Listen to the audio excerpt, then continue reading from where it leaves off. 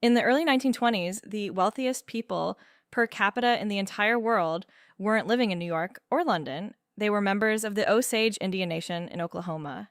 Wait, really? I would have guessed Rockefeller or some oil tycoon, not a Native American tribe in the Midwest. It was oil, actually. They owned land sitting on a massive reservoir, making some families the equivalent of multimillionaires today, but that wealth painted a massive target on their backs. Let me guess, when that much money is involved, things get ugly fast. Horrifyingly ugly. It led to a systematic, years long conspiracy of serial murders known as the Reign of Terror, where dozens, possibly hundreds, of Osage were picked off one by one for their inheritance. To understand how this happened, we have to go back to 1872. The Osage were forced off their ancestral lands in Kansas and moved to a rocky, hilly reservation in Oklahoma. Usually, that's where the story ends. They get pushed onto worthless land and struggle to survive. That was the plan, but the Osage were brilliant negotiators. They used their own money to buy the land outright, and in 1906, they made sure they kept the mineral rights to everything underground.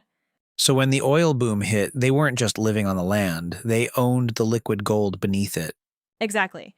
Every tribal member had a head right, which was a share of the oil royalties that could only be inherited, never sold. By the 1920s, these shares were generating millions of dollars.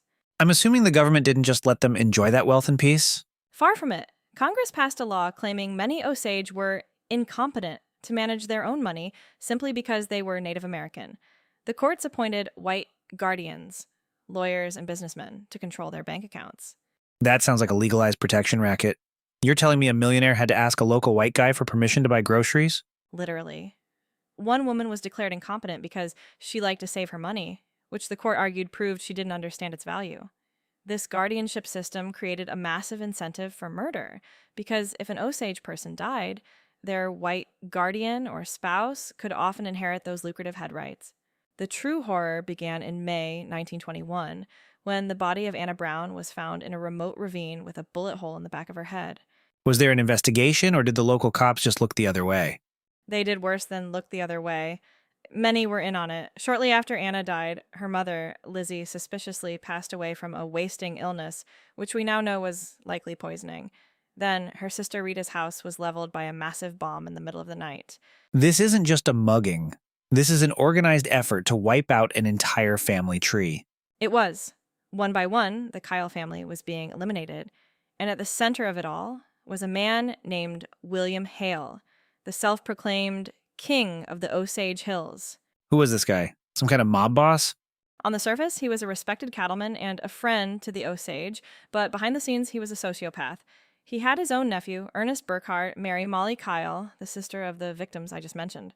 Oh, I see the play. If all of Molly's relatives die, she inherits everything. And if Molly dies, her white husband, Hale's nephew, gets the fortune. That was exactly the plan. They were even slowly poisoning Molly herself. The local police were on Hale's payroll, and witnesses were being murdered or intimidated into silence.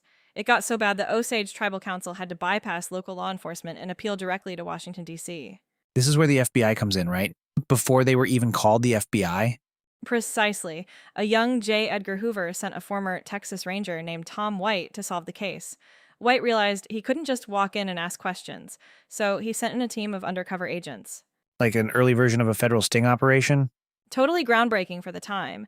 They posed as cattle buyers and insurance salesmen to gather evidence. They eventually broke the case when Ernest Burkhart finally confessed, admitting that his uncle, the king, was the mastermind behind the shootings, poisonings, and bombings. Did Hale actually pay for what he did, or did his king status save him? Both Hale and Ernest were sentenced to life in prison. But here's the chilling part. The FBI only focused on the murders linked to Hale. Researchers now believe hundreds of other Osage were murdered by other guardians in similar plots that were never even investigated. So did the government at least change the laws after this reign of terror came to light? They did. In 1925, Congress finally prohibited non-Osage from inheriting head rights if the victim was of half or more Osage ancestry. It removed the primary motive for the killings. It's insane that it took a pile of bodies to get that law passed.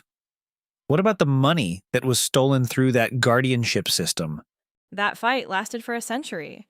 The Osage Nation sued the U.S. government for mismanagement of their trust funds and finally won a $380 million settlement in 2011. It's a huge sum, but it feels small compared to the lives lost. This story really changed how we think about federal law enforcement, didn't it? It was the BOI's first big win. It proved that local corruption could be bypassed by federal agents, but for the Osage, it remains a generational trauma, a reminder of a time when their wealth made them prey in their own homes. It's a dark reminder that protection from the government can sometimes be the most dangerous thing of all.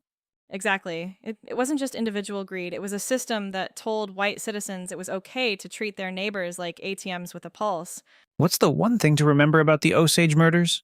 Remember that the Reign of Terror was a premeditated, state enabled plot to strip a wealthy nation of its resources through cold blooded murder. That's Wikipedia. Every story on demand. Search your next topic at wikipedia.ai.